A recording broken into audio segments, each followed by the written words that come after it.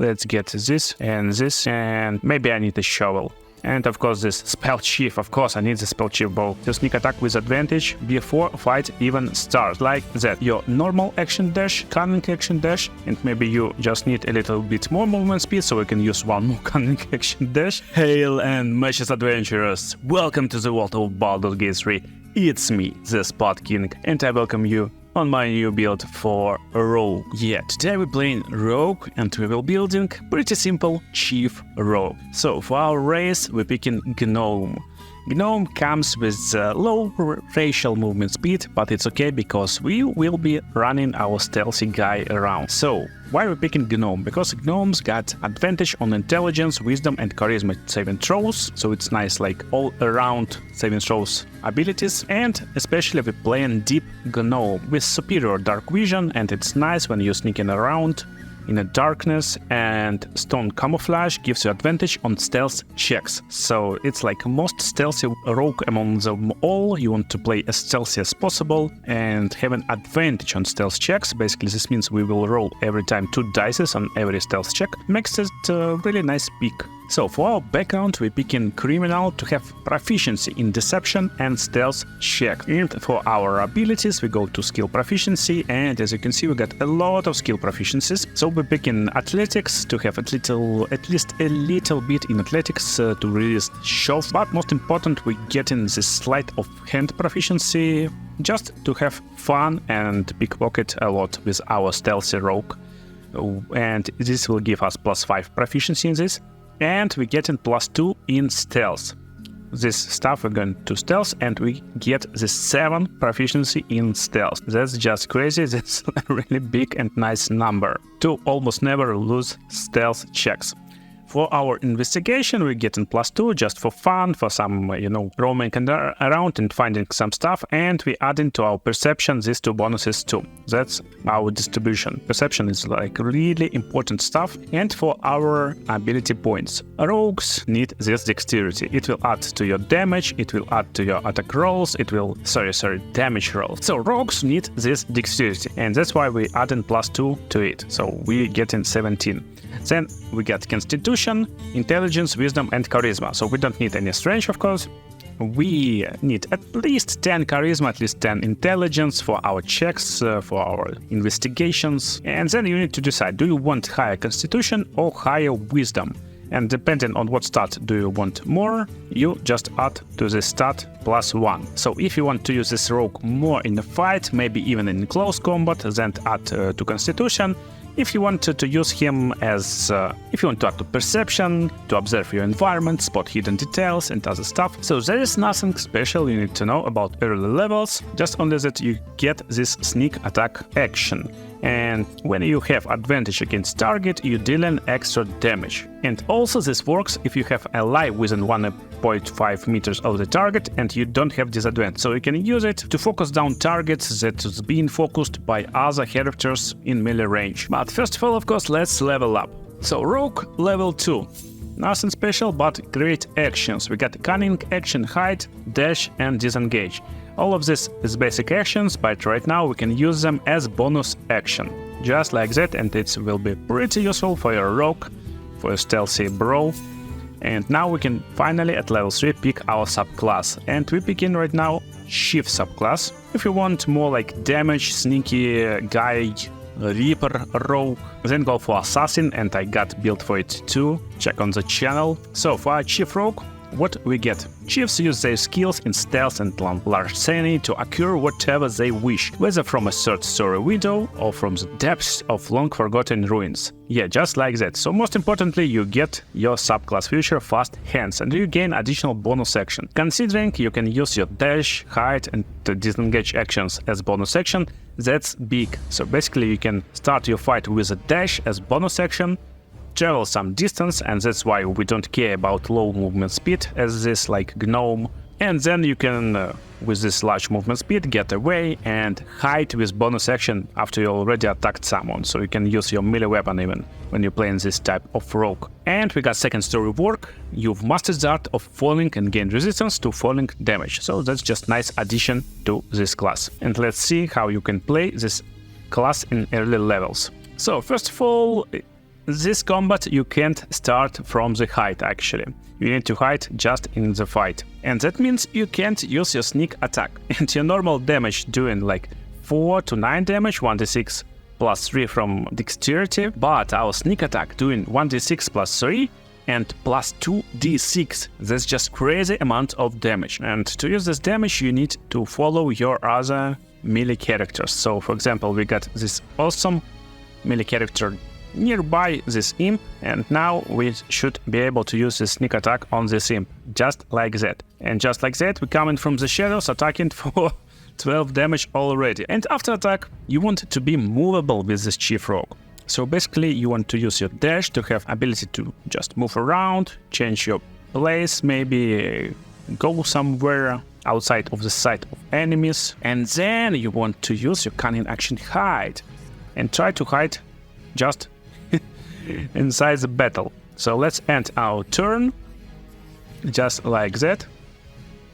And as you can see, imps starting to attack Lae'zel, and we are no longer hidden. But we can start our fight again with cunning action dash to have large movement speed, really big movement speed, and reposition ourselves. Then we can use our action hide just out of view. So we can use our action hide right now when we're standing behind his back. And with this action, I mean bonus action, don't forget, you need not press on this hide, because this is action. You need to press on cunning action hide. This will use your bonus action, additional bonus action. And now with additional bonus action, you can go from behind, use your sneak attack on this target, just like that. Sneaky rogue, easy, just like that.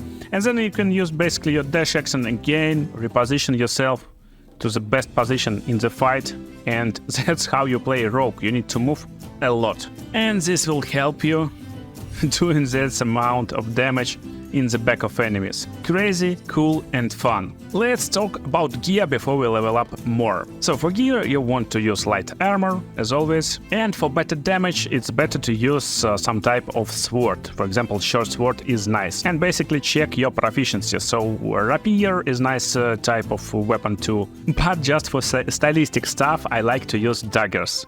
Even double daggers in two hands. It's very fun and cool looking stuff. I mean, we're playing rogue, so if you're going for like highest damage, yeah, go for rapier or short sword. If you want some stylistic approach, use double dagger.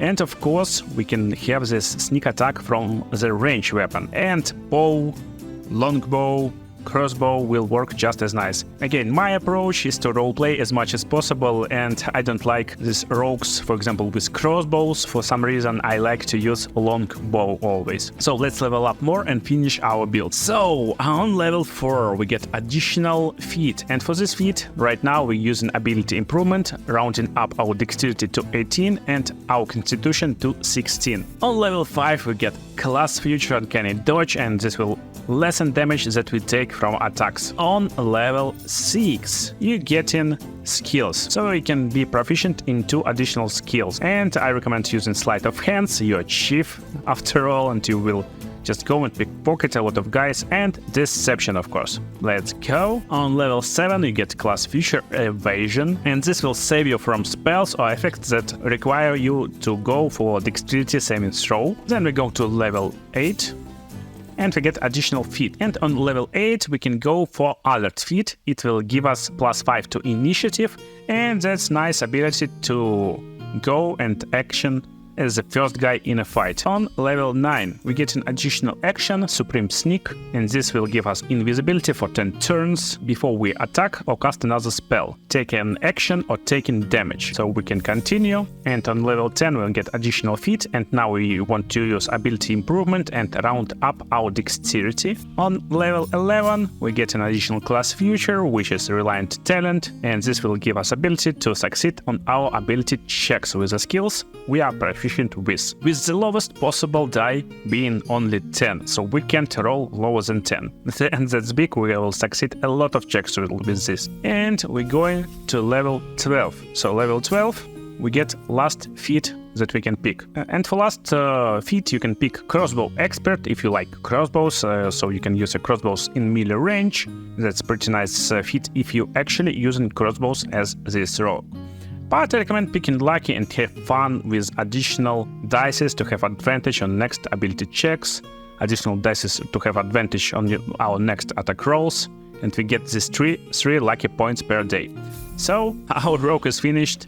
Let me show you how you play this rogue in the late game. Just before the fight I used Supreme Sneak, and we starting fight as invisible rogue, and we are starting fight at first because we got our feats to have bonus initiative. And don't forget, the sneak will end when we use an action, bonus action or other stuff, so we can sneak up a little bit and then use our range sneak attack, for example, with advantage on our target to inflict crazy amounts of damage. And on our last levels we get in plus 5d6 damage from this sneak attack. So basically we just rolled 1 damage on our crossbow, but we got plus 24 from 5d6 dice, and just like that we inflicted 30 damage. So next move, again, we can use cunning action dash to just go and reposition ourselves into better spot, just like that. And as you can see, our teammates standing nearby this imp, so we can use sneak attack ranged on this target with advantage, just like that, for a large amount of damage again. So saddest part about our rogue, of course, we got only 1 attack. That's like saddest part about rogues. But still, I think it's a really funny and cool class to play, because you always can reposition and try to hide. Another cool part that you can do, you can actually escape from this fight. So you can use your normal action dash and travel pretty reasonable and large distance. So you got double move speed, and then you can use cunning action dash to travel a little bit more, and maybe you just need a little bit more movement speed, so we can use 1 more cunning action dash, and just like that you will be able to flee from the combat and not die. So useful if you're playing on something like hardcore mode, when you're not selecting to revive your teammates yourself. But this wouldn't be a cheap guide if I won't show you how to pickpocket. But first of all, a little bit more tips for rogue. So, when you play in your rogue, you need to press G or this toggle group mode. So basically you want to ungroup from your group, so your group won't go after you, just like that. And as solo rogue, you can go from nice angles. So for example, you see these enemies and you see enemy side with this red stuff when you're hiding. When you're not hiding, you can press Shift, hold Shift, and you will see this too. And you need to come from nice angle, nice place, and they won't see you if you're not on this like sight range. And then you can use your sneak attack with advantage before fight even starts, just like that. So targets will be surprised, but you will lose your action, of course, because battle starts, you lose your action, and just like that you can start your fight as rogue. So as you can see, I can press Shift, I see this guy like range of sight, and I can use our cunning action hide, I can use cunning action dash afterwards, and just run away. So just like that we started fight with our rogue, and no one even know who killed them. So this dude just went to the last place he see me, but he don't know where am I, he trying to run around, and he used detect presence to find me. Sadly for him, he didn't find me, and fight basically ends. Just like that, I can use sneak attack again from sneaky position and just destroy this dude. And while he looking at me, I just sneaked up with my other teammate, and now we can have this bonus and cool action with our sneak attack, and just like that we can destroy this dude finally. So that's some tips for the rogue, actually, if you want to have enjoy and have some funny like Hitman-like moments. And now let's go to pickpocketing. So, how to pickpocket for pros? Yeah.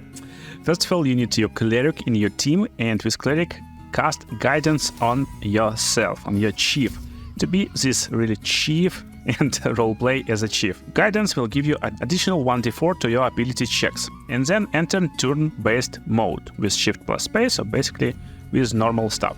You need to come behind your target, because to try to pickpocket, you need to be in hiding mode, and you can't hide in the plane of sight. To see plane of sight, you already know, you need to press shift button, and basically to pickpocket, you press right click on your target and use pickpocket action. So then you will be prompted with chances to pickpocket. So for example, if you want to get something big, like scale mail, it will be 11 roll that we need to do. If we want to try like even better items or different items or more items, so you can pick how much items you like, actually as much items you like. And for some items it's very easy, for some items it's very hard. So for example, to steal this helmet we don't need any roll, we need target -2, so we always will steal like 100%. So let's just go for some higher targets like this beautiful scale mail +2. It will be great addition for our cleric. And we're trying to steal, so we're rolling and we rolled our success. And here you can see everything that's happened. So basically we got difficulty class of 24 actually. And we got 10 from 1 to 20, we got 8 from proficiency, +1 from guidance, and +5 from dexterity modifier. That's how we built this super crazy stealing rogue. And we got this beautiful scaling mail. Just be cautious, and after you steal something, use your cunning action dash. And basically dash out of this place in turn-based mode, of course. Then use again this action to really go and run away, and then you can exit this turn-based mode. After this, NPC will just notice that he is like pickpocketed. He will go around, try to find the stealer, something like this. And you can use your scale mail and be this beautiful stealer. And of course you don't need to use it because it's medium armor and you are not proficient with medium armor. So we get to our basic armor, and as you can see, this NPC is trying to look for some stealers. Someone been in my pockets, whoever did this might still be here, what happened here? And now he became like normal NPC still. So we can go talk with him a little bit, and as real chief you just go and sell the scale mail to this bro. Just like that you get a nice amount of money, but it's better of course to just keep it, because he's selling these goods for 6,000 gold, and we're getting only 200 gold for this stolen scale mail. So we never sell to use it. And one more tip, what to do if he's watching at you. So if enemy watching at you, then you want to use another party member and talk with this bro. And when you're talking with him, you go to character select and the left, select your rogue, just like that. Press hide, enter turn-based mode, and while you are in turn-based mode, let's go and pickpocket one more time. So this guy got really nice and high margin on these items. That's why we're stealing them from him. Just easy, like that. So I steal in this too, I get in this torch, I'm getting this, I'm getting this, and I need one more leather armor. Let's get this, and maybe I need a shovel. And of course this spell chief, of course I need the spell chief bow. Just like that. And of course use dash, and dash one more time, and we can exit turn-based mode. Just like that. So we see this nice bow, really nice leather armor, and Will is still talking with this bro. No bro, everything okay, we need to go. We need to go. So I hope you enjoyed this awesome pickpocketing chief guide for Baldurs Gate 3, and it will make your walkthrough a lot funnier and enjoyable. Watch other cool Baldurs Gate 3 videos on the screen right now, and if you need different builds, they will be in the pinned comment when they're ready. See you in the next videos.